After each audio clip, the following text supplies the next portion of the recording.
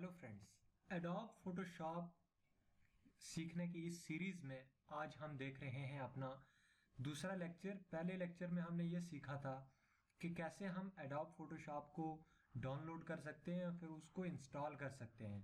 तो मैंने आपको एक लिंक भी दिया था जिससे आप डाउनलोड कर सकते थे। तो डेफिनेटली आप मेरी प्रीवियस वीडियो को देख सकते हो। तो उस पर सारी डिटेल मैंने बताई थी कि किस तरीके से आप अपने फोटोशॉप सॉफ्टवेयर को कंप्यूटर के अंदर डाउनलोड कर पाओगे और आसानी से आप उसको इंस्टॉल कर पाओगे। तो जैसा कि आपने अगर वो वीडियो देखी है, अगर नहीं देखी तो आप इस चैनल के अंदर एक्सेस कर सकते हो। वो वीडियो मैंने अपलोड की हुई है। तो आइए हम आगे बढ़ते हैं थोड़े से।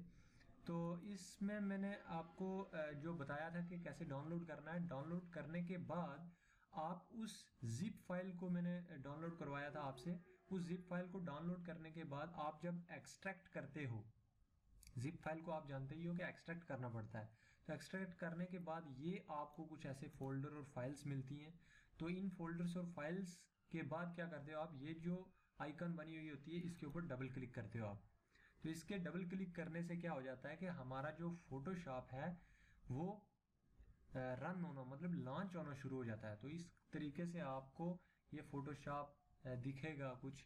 तो ये आस्ता आस्ता से प्रोसेसिंग कर रहा है।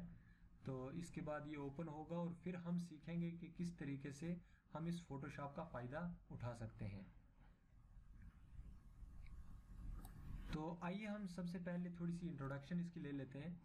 आपने एडोब फोटोशॉप 7.1 भी देखा होगा, लेकिन उससे ये थोड़ा सा एडवांस है। काफ़ी सारी अच्छी चीज़ें आपको इस फोटोशॉप के अंदर मिलेंगी।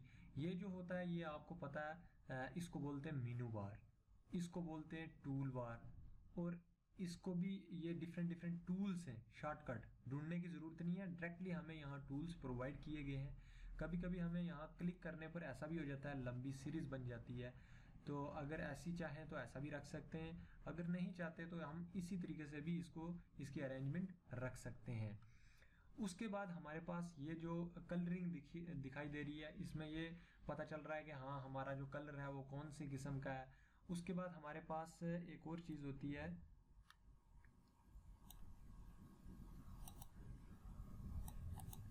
तो अभी आप देख सकते हो ये अभी सीक्वेंस जो मेंटेन हुई है इसको बिल्कुल नहीं छेड़ना आपने सिंपली क्या करना है। अब मैं चाहता हूं कि मैं यहां पर कोई ऐसी इमेज लाऊं, उस इमेज के ऊपर थोड़ी सी एडिटिंग परफॉर्म करूं। तो डेफिनेटली मैं आपके सामने एक इमेज एक्सेस करने जा रहा हूं। तो यहां से मैं एक इमेज उठाऊंगा,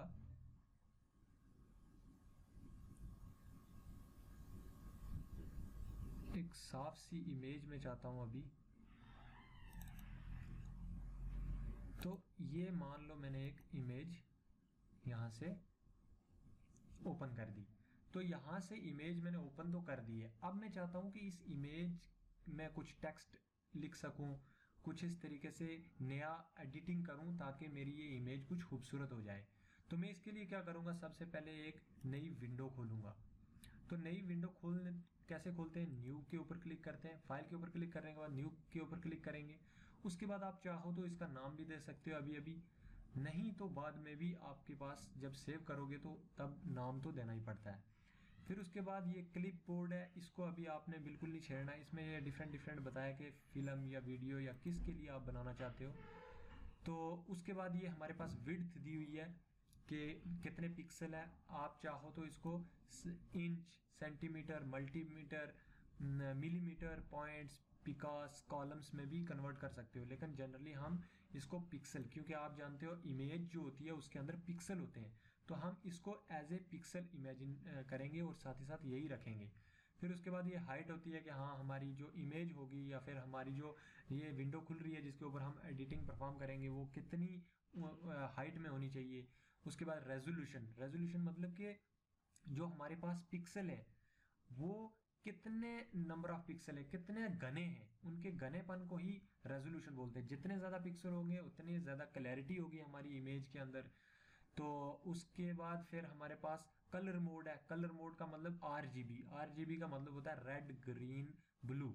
मतलब इन तीनों के कॉम्बिनेशन से हमारे जो नए कलर बनते हैं वो इन्हीं की मदद से बनते हैं। जैसे आप रेड की क्वांटिटी को थोड़ा सा बढ़ा दो, ग्रीन की थोड़ा कम कर दो, ब्लैक की थोड़ी सी और कम कर दो तो कोई और बनेगा।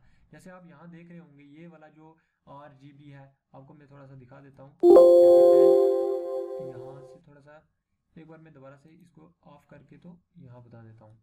देखो जैसे मैंने इसको ऐसे कर दिया, इसको भी ऐसे कर दिया, तो देखो ये मैंने रेड और ग्रीन दोनों को 0 0 कर दिया, तो यहाँ पर मुझे ये कुछ ब्लू कलर नजर आ रहा है। मान लो इन तीनों को मैं पीछे कर देता हूँ तो ब्लैक कलर आ गया। मान लो मैं इसको आगे कर देता हूँ तो रेड कलर आ गया। इसको भी आगे कर देता हूँ तो येलो कलर आ गया। तीनों को आगे कर देता हूँ तो व्हाइट कलर आ गया। तो इस तरीके से क्या है कि RGB का मतलब ये हुआ, अगर मान लो मैं इसको कहीं बीच में रख देता हूँ, देखो पिंक कलर आ गया। इसको भी कहीं बीच में रख देता हूँ तो ये देखो थोड़ा सा और डिफरेंट कलर आ गया, ये डिफरेंट कलर आगे, डिफरेंट कलर। तो इस तरीके से क्या कर सकते हो कि ये जो RGB का मतलब ये होता है कि ये एक कम्बिनेशन है। तो इस कम्बिनेशन की मदद से आप नए नए कलर क्रिएट कर सकते हो। तो RGB का भी मतलब समझ में आ गया। इसके बाद ये हमारे पास डिफरेंट है, बिट मैप है, ग्रे स्केल है, CMYK है, लैब कलर है। आप RGB ही सिलेक्ट करोगे, ठीक है। उसके बाद है हमारे पास बैकग्राउंड कंटेंट्स। तो हम चाहते हैं कि हमारी जो बैकग्राउंड जो है वो ट्रांसपेरेंट हो तो ट्रांसपेरेंट दिखेगी, वाइट चाहो तो वाइट दिखेगी। जैसे मान लो मैं अगर ट्रांसपेरेंट चाहता हूँ तो इसको ओके कर देता हूँ, तो ये देख लीजिए ये सारी की सारी ट्रांसपेरेंट हो गई। अगर मैं इंटरेस्टेड हूँ कि नहीं यार मुझे ट्रांसपेरेंट नहीं चाहिए, मुझे चाहिए कैसी, बैकग्राउंड कलर्ड चाहिए, तो ओके करता हूँ मैं। ये देखो ब्लैक कलर, क्योंकि मैंने वहाँ चूज़ किया हुआ है, या फिर डायरेक्टली ये ब्लैक कलर ही होगा। फिर अगर मैं चाहता हूँ कि नहीं यार मुझे वाइट चाहिए, तो मैं क्या कर सकता हूँ, वाइट डायरेक्टली यहाँ से चूज करके ओके करूँगा, तो ये देखो वाइट आ गई मेरी बैकग्राउंड। उसके बाद क्या होता है कि मान लो हाँ, ये कुछ सेटिंग्स होती हैं, इनको आपने नहीं छेड़ना है, इनको ऐसी एज इट इज़ रख देना है। इसको भी एज इट इज़ रख देना है, इससे भी आपको कोई लेनी देनी नहीं है। तो मैं अगर चाहूँ तो इस पिक्सल्स को मतलब डिफरेंट, इनका साइज जो है वो अलग अलग कर सकता हूँ। जैसे मान लो मैं अगर चाहूँ तो कस्टम के ऊपर क्लिक करूँ। कस्टम के बाद यहाँ पर मैं क्या कर देता हूँ, 1024 या 800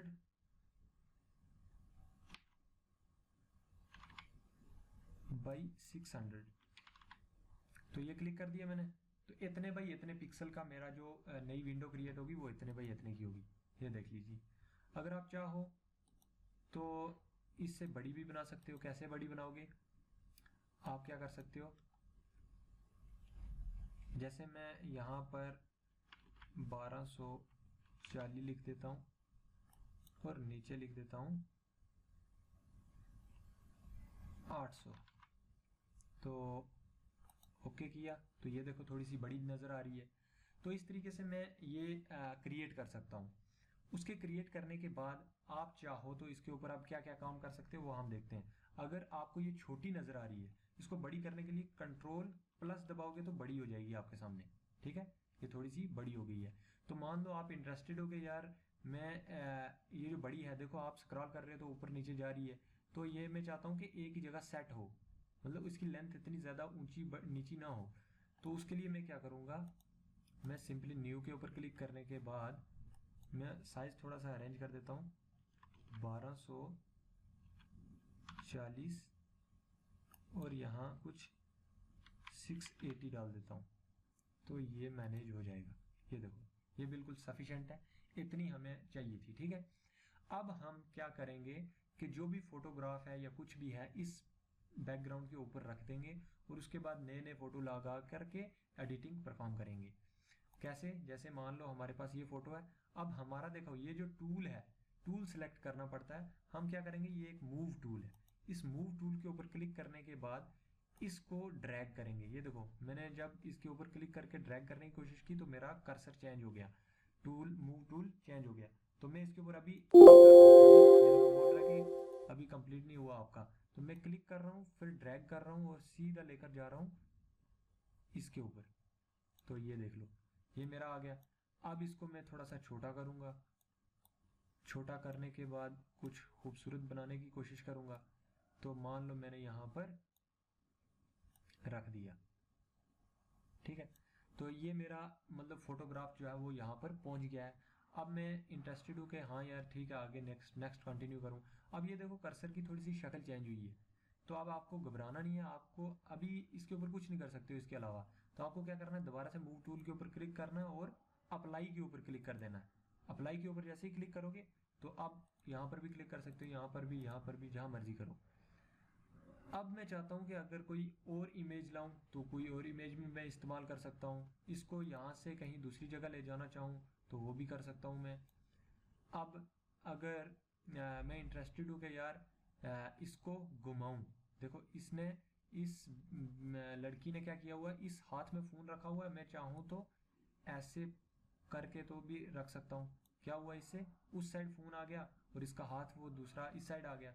तो ये भी मेरे पास एक तरीका है कि मैं इसकी मतलब डायरेक्शन चेंज कर सकता हूँ। तो इसकी डायरेक्शन चेंज करने का भी तरीका मैंने आपको बता दिया। अब देखो ध्यान से कि जब भी हम इसकी साइज़ वेरी करेंगे, इसकी साइज़ चेंज करेंगे, तो डेफिनेटली हमें यहाँ पर क्लिक करके अप्लाई करना पड़ेगा।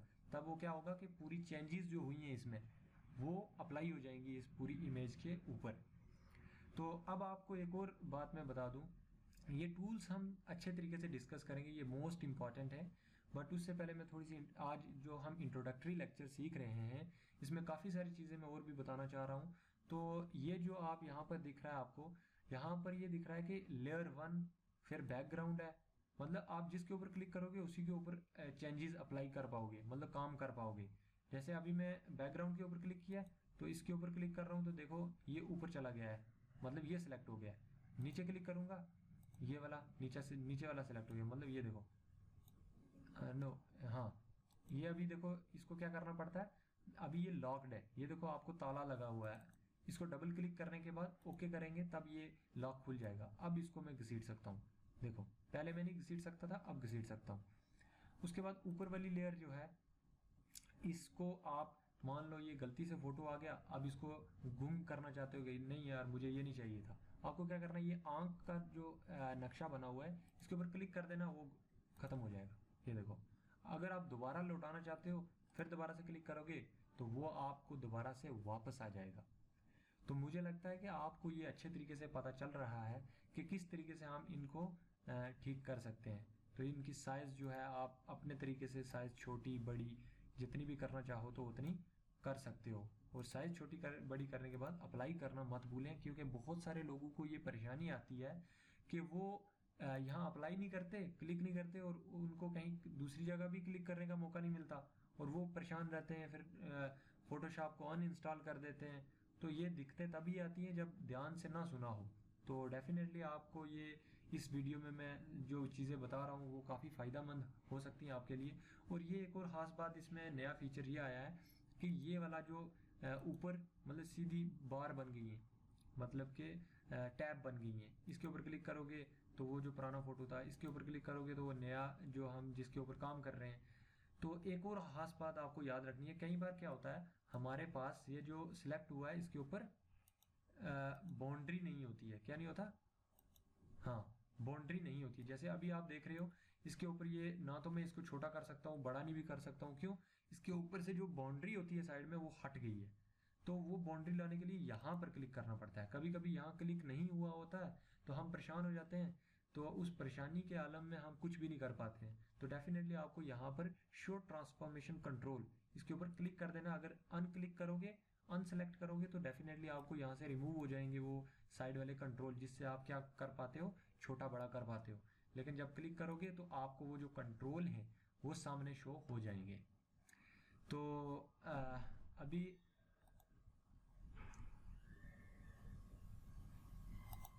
आज के वीडियो के में हम इतना ही जानते हैं। तो देखेंगे आप नेक्स्ट वीडियो में काफ़ी सारी अच्छी अच्छी चीज़ें जो आपको काफ़ी ज़्यादा फ़ायदा दे सकती हैं। तो डेफिनेटली आप इस YouTube चैनल को सब्सक्राइब कर दो ताकि आपको जो भी आने वाली वीडियो हो उसके बारे में नोटिफिकेशन पहुंच जाए। और साथ ही साथ आप इसको लाइक करें, शेयर करें, और अगर कोई दिक्कत आ रही है तो कमेंट में आप अपना क्वेश्चन लिख सकते हो। तो डेफिनेटली आपको इस कोर्स करने के बाद लगेगा कि हाँ आपने कुछ सीखा है। तो आपको ये एक स्किल मैं सिखा रहा हूँ जो काफ़ी फ़ायदा दे सकता है आपको। तो डेफिनेटली आप प्रैक्टिस कीजिए अपने कंप्यूटर के अंदर और देखते रहिए सारे का सारा कोर्स। तो आपको बहुत सारी चीज़ें सीखने को मिलेंगी और डेफिनेटली आप ये चीज़ें सीखते रहो और आपको ये कहीं ना कहीं फ़ायदा दे जाएंगी। So thank you, thanks for watching.